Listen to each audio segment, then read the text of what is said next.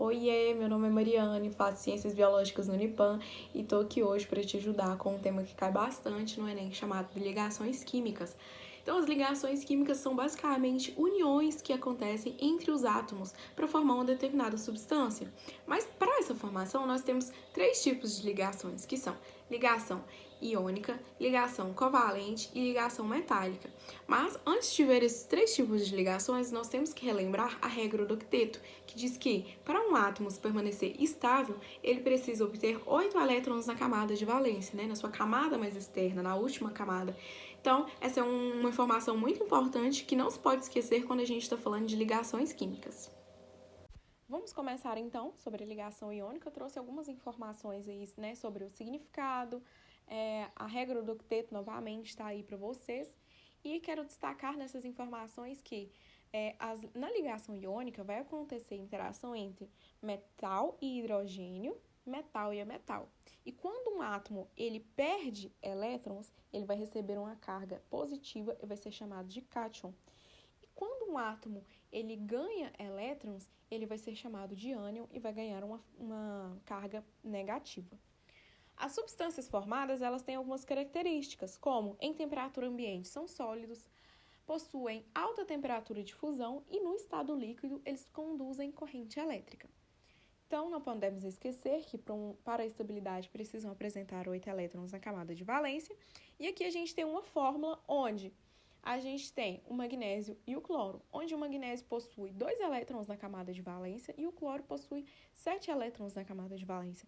Então, pense, é mais fácil para o magnésio perder 2 elétrons para ele se manter estável, ou mais fácil ele ganhar 6 elétrons para se manter estável.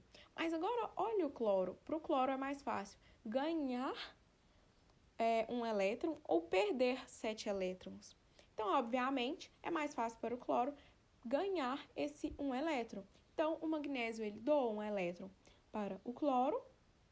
E, então, ambos permaneceram estáveis, onde o magnésio, então, ele recebe carga positiva, se transformando em um cátion, pois ele perdeu elétrons, e o cloro, ele ganhou elétrons, então ele vai ter uma carga negativa.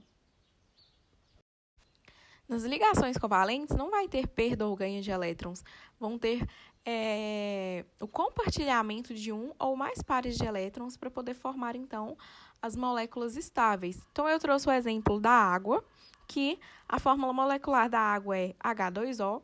Então, vamos ver aqui a fórmula eletrônica da água.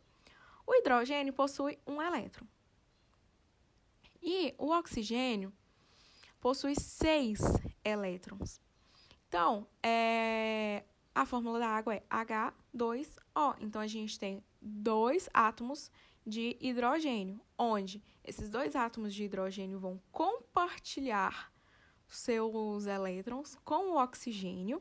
Então, assim, quando ele compartilha esses elétrons, eles vão se unir, possuindo, então, todos eles 8 elétrons na camada de valência. Então, vai se tornar um átomo estável, pois quando o oxigênio receber cada elétron desses 2 hidrogênios, ele vai se tornar estável. E assim também, consequentemente, os hidrogênios vão ficar estáveis, tá bom? Então, a gente tem aí algumas formas de classificar que, no caso da água, a gente tem uma ligação simples, onde teve apenas compartilhamento de 1 elétron. As ligações metálicas ocorrem entre metais, onde alguns metais perdem elétrons da sua última camada, chamados então de elétrons livres, formando assim os cátions.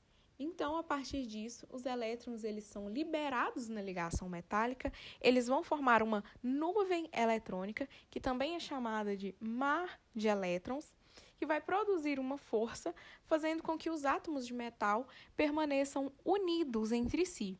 Então, a gente tem alguns exemplos como ouro, cobre, prata, ferro, níquel, alumínio, chumbo, zinco, entre outros elementos, entre outros metais. Eles apresentam, então, estado físico sólido em temperatura ambiente. E as substâncias metálicas, elas são boas condutoras de calor e eletricidade e apresentam um brilho característico.